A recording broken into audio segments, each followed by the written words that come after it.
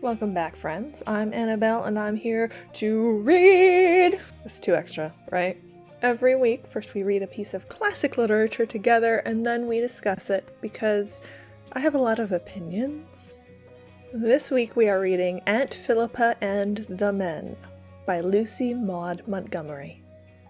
I knew quite well why Father sent me to Prince Edward Island to visit Aunt Philippa that summer. He told me he was sending me there to learn some sense, and my stepmother, of whom I was very fond, told me she was sure the sea air would do me a world of good. I did not want to learn sense or be done a world of good. I wanted to stay in Montreal and go on being foolish and make up my quarrel with Mark Fenwick. Father and Mother did not know anything about this quarrel. They thought I was still on good terms with him, and that is why they sent me to Prince Edward Island. I was very miserable. I did not want to go to Aunt Philippa's. It was not because I feared it would be dull, for without Mark, Montreal was just as much of a howling wilderness as any other place, but it was so horribly far away. When the time came for Mark to want to make up, as come I knew it would, how could he do it if I were 700 miles away? Nevertheless, I went to Prince Edward Island. In all my 18 years, I had never once disobeyed Father. He is a very hard man to disobey. I knew I should have to make a beginning sometime if I wanted to marry Mark, so I saved all my little courage up for that and didn't waste any of it opposing the visit to Aunt Philippa. I couldn't understand Father's point of view. Of course, he hated old John Fenwick, who had once sued him for libel and won the case. Father had written an indiscreet editorial in the excitement of a red-hot political contest, and was made to understand that there are some things you can't say of another man, even at election time. But then he need not have hated Mark because of that. Mark was not even born when it happened. Old John Fenwick was not much better pleased about Mark and me than Father was, though he didn't go to the length of forbidding it. He just acted grumpily and disagreeably. Things were unpleasant enough all round without a quarrel between Mark and me, yet quarrel we did. And over next to nothing, too, you understand. And now I had to set out for Prince Edward Island without even seeing him, for he was away in Toronto on business. When my train reached Copley the next afternoon, Aunt Philippa was waiting for me. There was nobody else in sight, but I would have known her had there been 1,000. Nobody but Aunt Philippa could have had that determined mouth, those piercing grey eyes, and that pronounced, unmistakable Goodwin nose. And certainly nobody but Aunt Philippa would have come to meet me arrayed in a wrapper of chocolate print with huge yellow roses scattered over it, and a striped blue and white apron. She welcomed me kindly, but absent-mindedly, her thoughts evidently being concentrated on the problem of getting my trunk home. I had only the one, and in Montreal it had seemed to be of moderate size, but on the platform of Copley Station, sized up by Aunt Philippa's merciless eye, it certainly looked huge. "I thought we could took it along tied on the back of the buggy," she said disapprovingly. "But I guess we'll have to leave it, and I'll send the hired boy over it for it tonight. You can get along without it till then, I suppose?" There was a fine irony in her tone. I hastened to assure her meekly that I could, and that it did not matter if my trunk could not be taken up till next day. "Oh, Jerry can come for it tonight as well as not," said Aunt Philippa, as we climbed into her buggy. "I'd a good notion to send him to meet you, for he isn't doing much today, and I wanted to go to Mrs. Roderick McAllister's funeral, but my head was aching me so bad I thought I wouldn't enjoy the funeral if I did go. My head is better now, so I kind of wish I had gone. She was 104 years old, and I always promised myself I'd go to her funeral." Aunt Philippa's tone was melancholy. She did not recover her good spirits until we were out on the pretty, grassy, elm-shaded country road, garlanded with its ribbon of buttercups. Then she suddenly turned around and looked me over scrutinizingly. "You're not as good-looking as I expected from your picture, but them photographs always flatter. That's the reason I never had any took. You're rather thin and brown, but you've good eyes, and you look clever. Your father writ me you hadn't much sense, though. He wants me to teach you some, but it's a thankless business. People would rather be fools." Aunt Philippa struck her steed smartly with the whip and controlled his resultant friskiness with admirable skill. "Well, you know it's pleasanter," I said wickedly. "Just think what a doleful world it would be if everybody were sensible." Aunt Philippa looked at me out of the corner of her eye and disdained any skirmish of flippant epigram. "So, you want to get married," she said. "You'd better wait till you're grown up."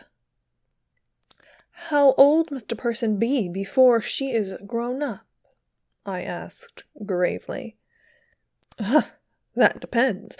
Some are grown up when they're born, and others ain't grown up when they're 80. That same Mrs. Roderick I was speaking of never grew up. She was as foolish when she was 100 as when she was 10.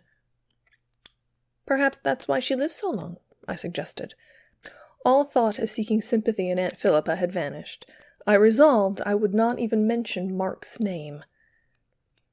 "Maybe 'twas," admitted Aunt Philippa with a grim smile. "I'd rather live 50 sensible years than 100 foolish ones." Much to my relief, she made no further reference to my affairs. As we rounded a curve in the road where two great overarching elms met, a buggy wheeled by us, occupied by a young man in clerical costume. He had a pleasant, boyish face, and he touched his hat courteously. Aunt Philippa nodded very frostily and gave her horse quite an undeserved cut. "There's a man you don't want to have much to do with," she said portentously. "He's a Methodist minister." "Why, Auntie, Methodists are a very nice denomination," I protested. "My stepmother is a Methodist, you know." "No, I didn't know, but I'd believe anything of a stepmother. I've no use for Methodists or their ministers.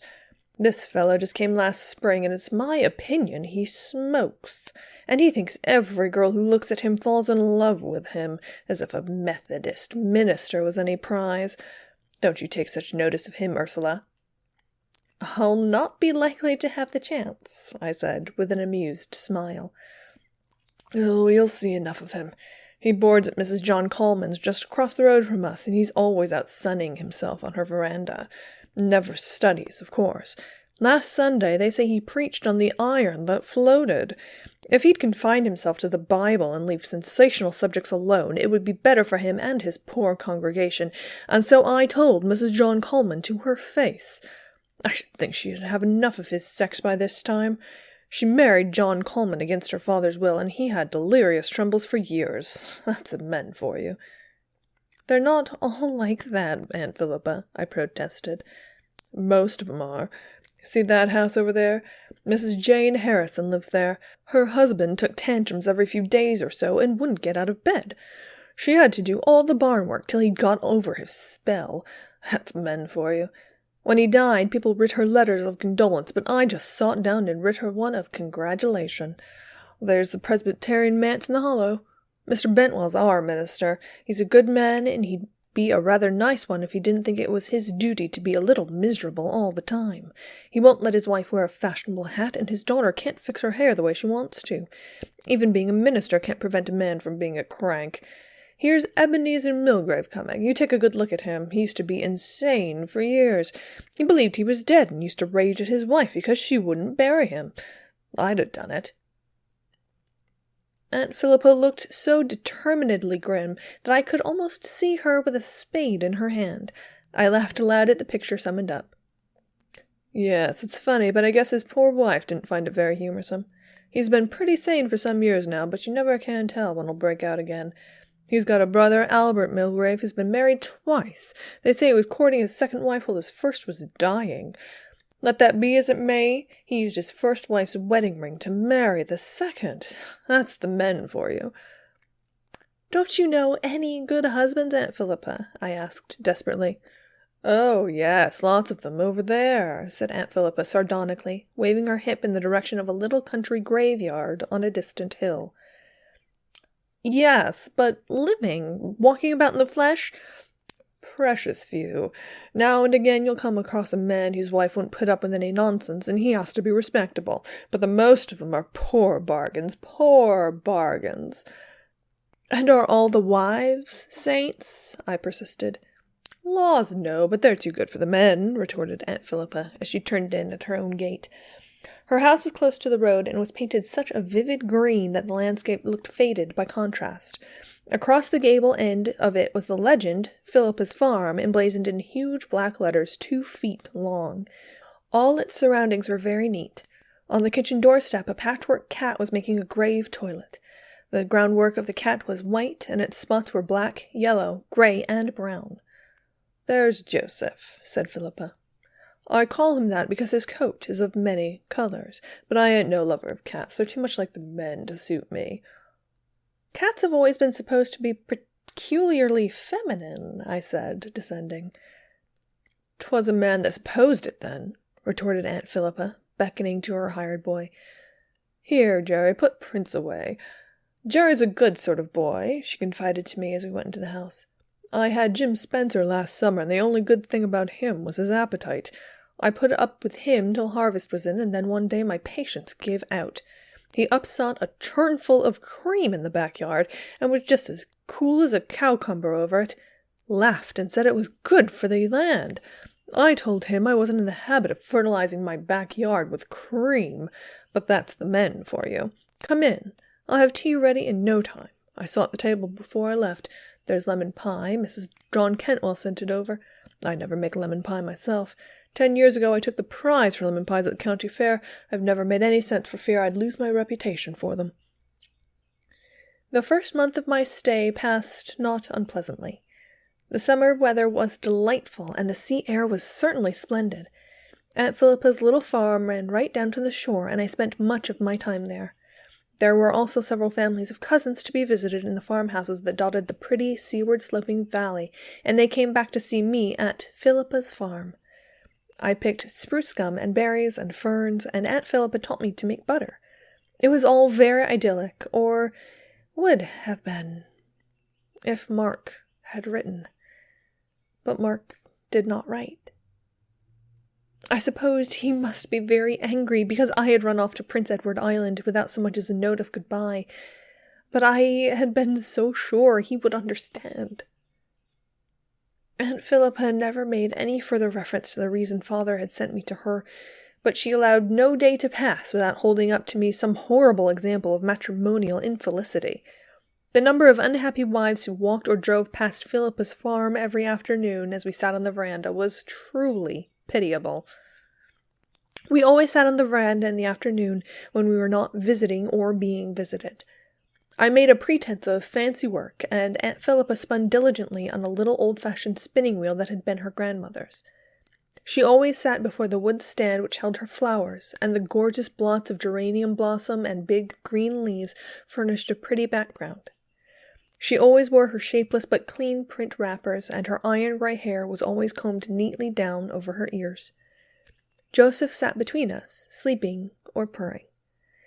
She spun so expertly she could keep a close watch on the road as well, and I got the biography of every individual who went by. As for the poor young Methodist minister who liked to read or walk on the veranda of our neighbor's house, Aunt Philippa never had a good word for him. I had met him once or twice socially, and had liked him. I wanted to ask him to call, but dared not. Aunt Philippa had vowed he should never enter her house. "If I was dead and he came to my funeral, I'd rise up and order him out," she said. "I thought he made a very nice prayer at Mrs. Seaman's funeral the other day," I said. "Oh, I've no doubt he can pray. I've never heard anyone make more beautiful prayers than old Simon Kennedy down at the harbour, who was always drunk or hoping to be, and the drunker he was, the better he prayed. It ain't no matter how well a man prays if his preaching isn't right. That Methodist man preaches a lot of things that aren't true, and what's worse, they ain't sound doctrine. At least that's what I've heard. I never was in a Methodist church, thank goodness." "Don't you think Methodists go to heaven as well as Presbyterians, Aunt Philippa?" I asked gravely. "That ain't for us to decide," said Aunt Philippa solemnly. It's in higher hands than ours, but I ain't going to associate with them on earth, whatever I may have to do in heaven. The folks around here mostly don't make much difference and go to the Methodist church quite often. But I say if you are a Presbyterian, be a Presbyterian. Of course, if you ain't, it don't matter much what you do. As for that minister man, he has a granduncle who was sent to the penitentiary for embezzlement. I found out that much. And evidently Aunt Philippa had taken an unholy joy in finding it out. I dare say some of our own ancestors deserved to go in the penitentiary even if they never did, I remarked. Who is that woman driving past, Aunt Philippa? She must have been very pretty once. She was, and that was all the good it did her. Favor is deceitful and beauty is vain, Ursula. She was Sarah Pyatt, and she married Fred Proctor. He was one of your wicked, fascinating men. After she married him, he gave up being fascinated, but kept on being wicked. That's the men for you. Her sister Flora weren't much luckier. Her man was that domineering she couldn't call her soul her own. Finally, he couldn't get his own way over something, he just suicided by jumping into the well. A good riddance, but of course the well was spoiled. Poor Flora could never abide the thought of using it again, poor thing. That's men for you. And there's that old Enoch Allen on his way to the station. He's 90 if he's a day. You can't kill some folks with a meat axe. His wife died 20 years ago. He'd been married when he was 20, so they lived together for 50 years. She was a faithful, hard-working creature and kept him out of the poorhouse, for he was a shiftless soul. Not lazy, exactly, just too fond of sitting. But he weren't grateful. She had a kind of a bitter tongue, and they did used to fight scandalous. Of course, it was all his fault. Well, she died, and old Enoch and my father drove together to the graveyard. Old Enoch was awful quiet all the way there and back, but just before they got home, he says solemnly to Father, "You mayn't believe it, Henry, but this is the happiest day of my life." That's men for you. His brother, Scotty Allen, was the meanest man ever lived in these parts. When his wife died, she was buried with a little gold brooch in her collar unbeknownst to him. When he found out, he went one night to the graveyard and opened up the grave and casket to get that brooch. "Oh, Aunt Philippa, that is a horrible story," I cried, recoiling with a shiver over the gruesomeness of it. "Course it is, but what would you expect of a man?" retorted Aunt Philippa. Somehow her stories began to affect me, in spite of myself. There were times when I felt very dreary. Perhaps Aunt Philippa was right. Perhaps men possessed neither truth nor constancy. Certainly Mark had forgotten me. I was ashamed of myself because this hurt me so much, but I could not help it. I grew pale and listless. Aunt Philippa sometimes peered at me sharply, but she held her peace. I was grateful for this. But one day a letter did come from Mark. I dared not read it until I was safely in my own room. Then I opened it with trembling fingers.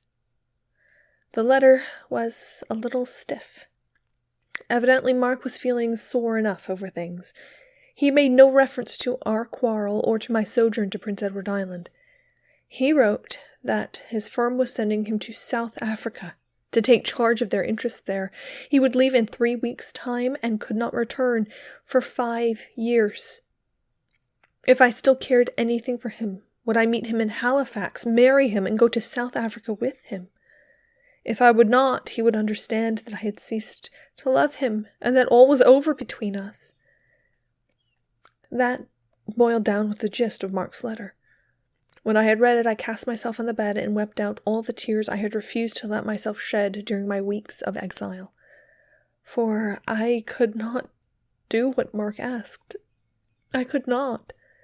I couldn't run away to be married in that desolate, unbefriended fashion. It would be a disgrace.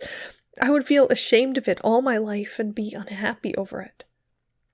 I thought that Mark was rather unreasonable. He knew what my feelings about runaway marriages were. And was it absolutely necessary for him to go to South Africa? Of course his father was behind it somewhere, but surely he could have got out of it. He had really tried. Well, if he went to South Africa, he must go alone. But my heart would break. I cried the whole afternoon, cowering among my pillows. I never wanted to go out of that room again. I never wanted to see anybody again. I hated the thought of facing Aunt Philippa with her cold eyes and her miserable stories that seemed to strip life of all beauty and love of all reality. I could hear her scornful, "That's the men for you," if she heard what was in Mark's letter. "What is the matter, Ursula?" Aunt Philippa was standing by my bed. I was too abject to resent her coming in without knocking. "Nothing," I said spiritlessly.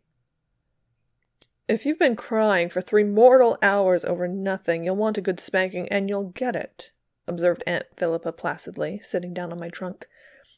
"Get right up off that bed this minute and tell me what the trouble is. I'm bound to know, for I'm in your father's place at present." "There, then!" I flung her Mark's letter. There wasn't anything in it that was sacrilege to let another person see. That was one reason why I had been crying. Aunt Philippa read it over twice. Then she folded it up deliberately and put it back in the envelope. "What are you going to do?" she asked in a matter-of-fact tone. "I'm not going to run away to be married," I answered sullenly. "Well, no, I wouldn't advise you to," said Aunt Philippa reflectively. "It's a kind of low-down thing to do, though there's been a terrible lot of romantic nonsense talked and writ about eloping. It may be a painful necessity sometimes, but it ain't in this case. You write to your young man and tell him to come here and be married respectable under my roof, the same as a good one ought to." I sat up and stared at Aunt Philippa. I was so amazed that it is useless to try to express my amazement. "Aunt Philippa," I gasped. I thought... "You thought I was a hard old customer, and so I am," said Aunt Philippa. "But I don't take my opinions from your father nor anybody else. It didn't prejudice me any against your young man that your father didn't like him. I knew your father of old. I have some other friends in Montreal, and I writ to them and asked them what he was like. From what they said, I judged he was decent enough, as men go. You're too young to be married, but if you let him go off to South Africa, he'll slip through your fingers for sure, and I suppose you're like some of the rest of us. Nobody'll do you but the one. So tell him to come here and be married."